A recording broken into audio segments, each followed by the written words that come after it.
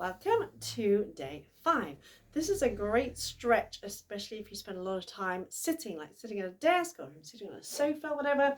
And again, if you have tight hips, so in other words, if when you're sitting like this, you find you're slouching, then you can pop a cushion, even just some simple cushions off your sofa, or if you have a block or a blanket, just raising your hips slightly. The other thing is to grab your butt cheeks and literally pull them back. And what that does is that tilts your pelvis forward slightly, because if your pelvis is tucked under, like your tailbone is tucked under, then you're going to be kind of tight. As soon as you pull your butt cheeks back, you kind of imagine your pelvis and it kind of tilts forward slightly, and that enables you to stretch and move from your lower back rather than kind of bending in the middle. You want to take your legs as wide as you can. Now, you might not get your legs this wide, and that is absolutely okay.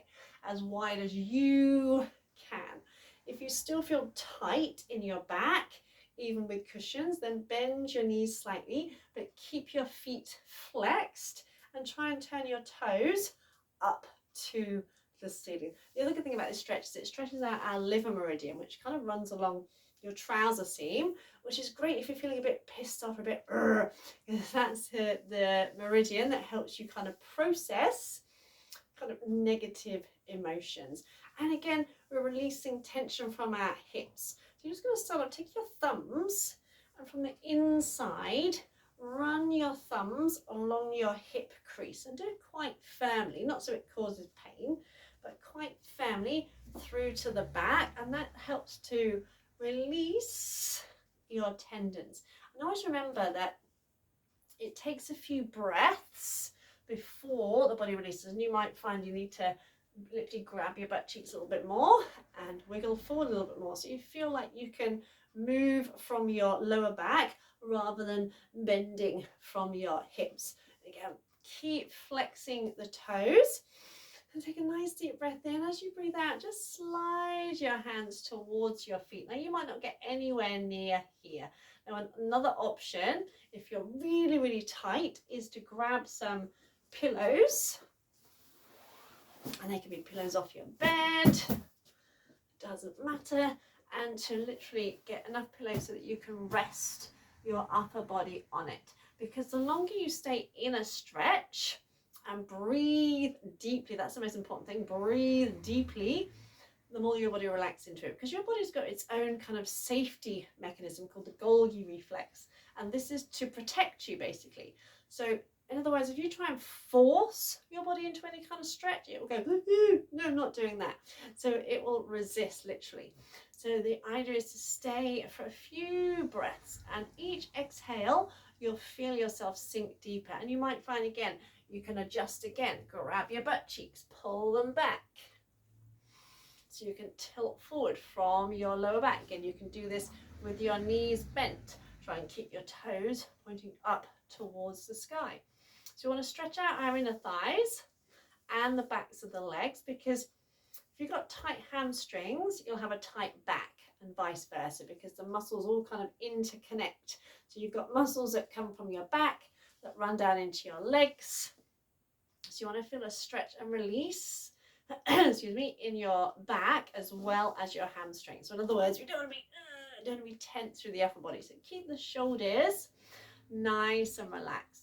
And it might feel kind of mildly uncomfortable to start with, but it'll feel great when you come out there. And you can literally stay in this position for as long as you need, turning it into a restorative pose. You can literally stay here 5-10 minutes, and you will notice that you might start off up here and you gradually get lower and lower and lower. But for the purposes of this video, we're going to move on to the next stage, which is to stretch out the sideways. And this stretches out the deep lower back muscles that often get tight when we spend a lot of time sitting.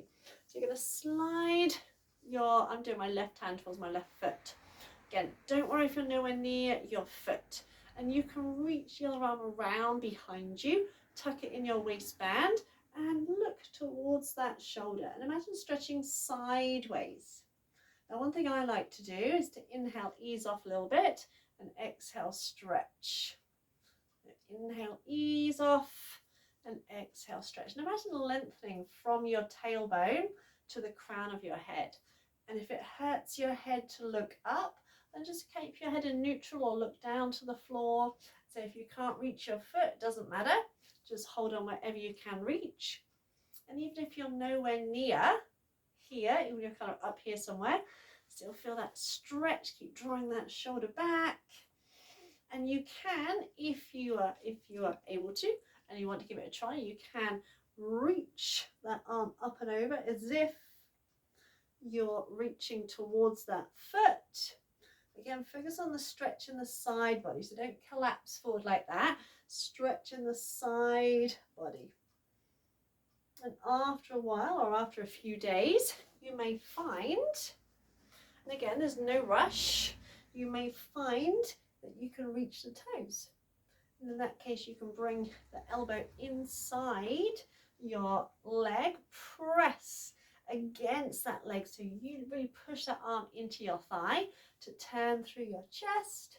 And so you might be able to reach your toes, but there's no there to get to. There's no like end goal to get to.